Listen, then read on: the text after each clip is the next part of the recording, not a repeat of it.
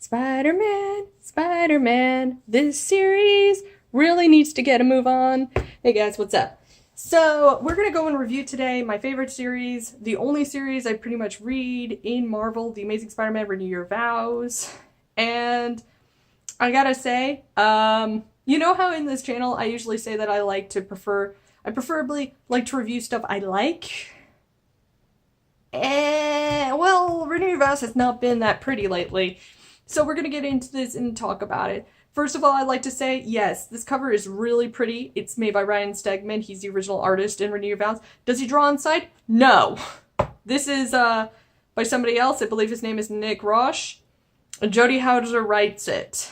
There's a different quality to it. And when you start off with like Ryan Stegman art for the main story, and then you get to this, it's and the story's different because we had Jerry Conway and Ryan Stegman, two big timers, writing the series, and then we now get two people that are fairly new. The quality does shift. I'm sorry that it is lower, and I expected a lot more. It's just not going anywhere, and we're going to explain this today. If you're new to the channel, let's go and explain one quick thing. I review by drawing most of the time, so you're gonna sit down, relax, enjoy a nice little doodle by me. We're gonna try and draw specifically who the main character of this edition was, which was Mary Jane. So we're gonna try and draw her in her spinnerette costume. So let's get down into the down and dirty gritty. So if you recall, leaving off last time, the story went that they went to the theme park or whatever, and then they were all like, oh yeah, we're having a good time, and then the lizard showed up and he was causing havoc.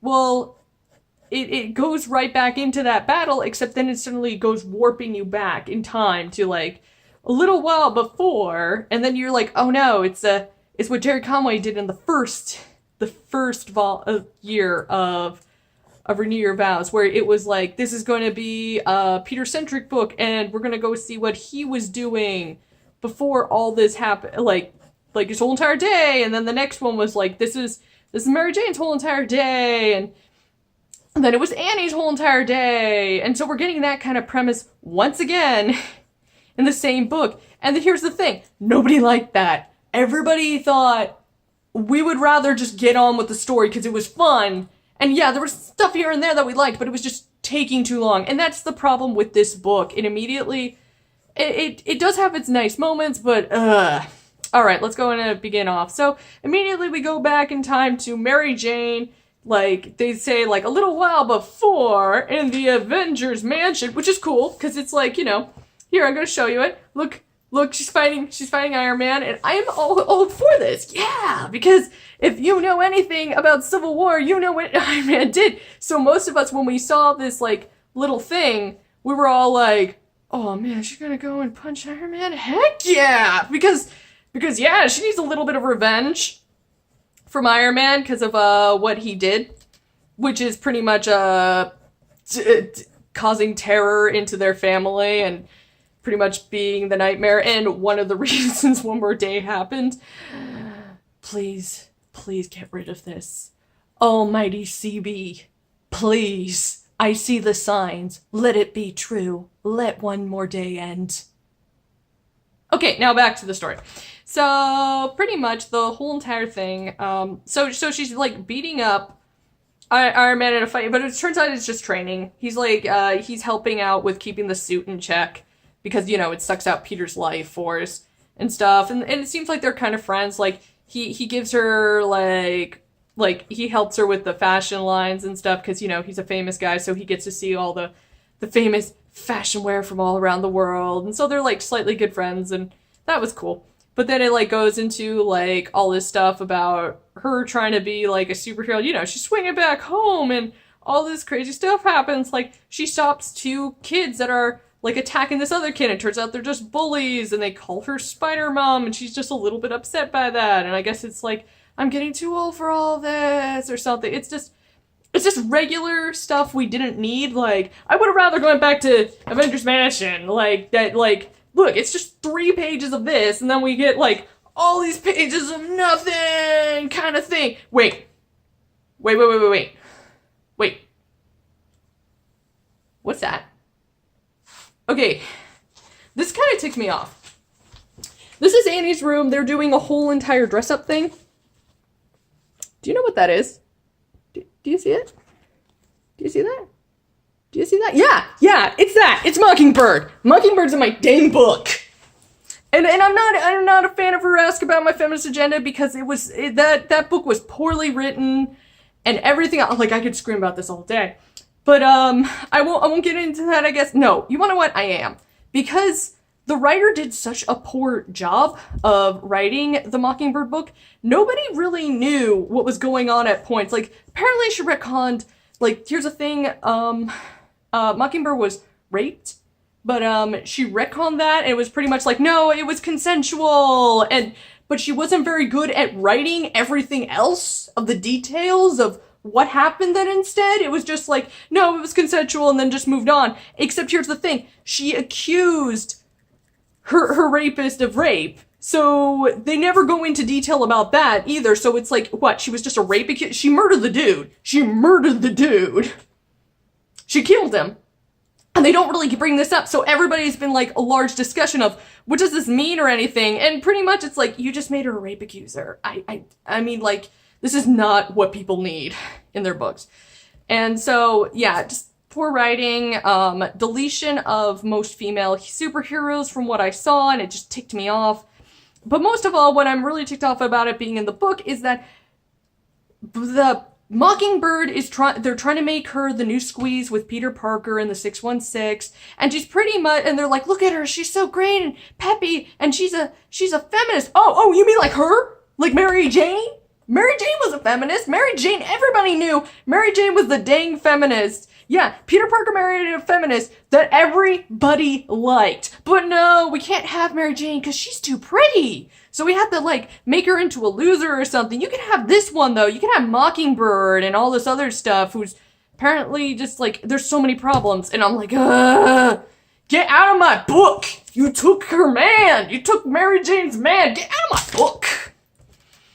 So yeah, I have issues with her being, like, a little nod to her in there. It's like, look, it's so feminist. It's like, no, it's not. She's terribly written.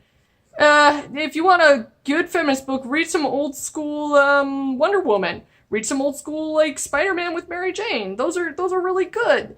Everybody likes Mary Jane. Look how cute she is. Yes, this is a chibi. Look how cute she is and everything. Everybody loves Mary Jane. Look how cute.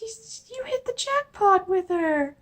So anyway, that's like, so pretty much nothing really happens. It just goes into this dress-up thing with Annie and stuff, and just talking about being a family and la-di-da-di-da and life and all this other stuff. And pretty much that's it. That's all we get into this main little story of Mary Jane's day. It has nothing to do with it. In the original one, in the first edition, Jerry Conway did this whole entire thing where we get to learn about what her life's profession is, what she does, how she fights, how her superpowers work, and then, like, all this issues where it's like, oh no, Annie's been kidnapped and stuff, and then, like, it immediately jumps back to the present where Annie's been kidnapped, and she just beats the ever-loving junk out of the villain that attacked her. I just made a hole in this.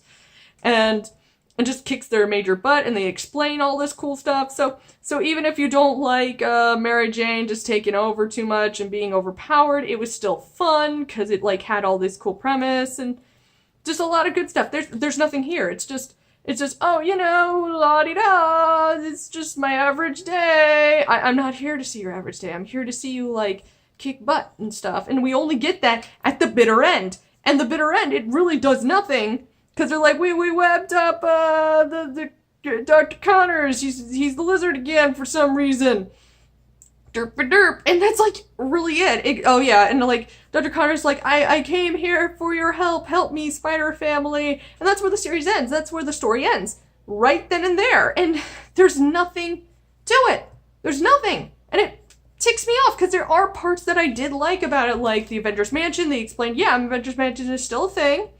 There's still people that go there, and I'm guessing, like, they don't really give us an explanation as to how they have this connection. I guess we have to just guesstimate it has something to do with Annie getting older, and that, the laws that were in place, as Jerry Conway wrote, that to avoid civil war, there was the police system, and the police system is done by Avengers and the X-Men, so I guess she got old enough that the Avengers had to step in as well. Except we don't get this premise either, and I was really, really hoping that during Jerry Conway's one we can do that, we could see that, we can experience that, and we didn't get that. It's just a mess. We don't get anything. It's just abruptly, oh yeah, this happens. This is here. This is here. No, I want details, and I want context. I want reasons that this stuff happens. I don't want it to just be, oh, you know, it's just comics. No, we don't want that. We don't want it's just comics. No. You're gonna sit down, and you're gonna give me a real reason half of this junk happens, okay? Because I am sick and tired of it. But, sorry, I'm just, like, really ticked off, because I waited a month for this. I waited a month for this. I was hoping for some cool story. I was hoping to see, like, Annie, like, hanging out with, like, I don't know, like, Normie. Are we gonna ever see Normie again? We never get answers about that. No. We don't get answers about anything, and it's just, and in fact, nothing happens. Oh, hi, I'm Mary Jane. I go and, like, I kick the lizard's butt. And I kick. I'm sorry, it's just the drawing of the butt. It's actually really funny. And I go and kick Iron Man, and I go stop bullies, and then we go back to defeating stuff, and we defeat him. Yay! It's. I mean, the art can sometimes be really good. I'm not the biggest fan of his work, but he does do a good job on drawing the lizard. And the story Hauser does do a fairly okay job at points, like, especially when, like, she does get us interested in seeing the Avengers Mansion and everything, but this whole entire, just, like, Mary Jane's Day is just, I'll keep on the book. I'll keep on it. People really did like this issue. Maybe I'm just being nitpicky, but I was really hoping for something to blow me out of the water, because you start with Jerry, and you go to this, you gotta step up your game. Jerry is a big guy, and he did a great job. And that's all I gotta say about this.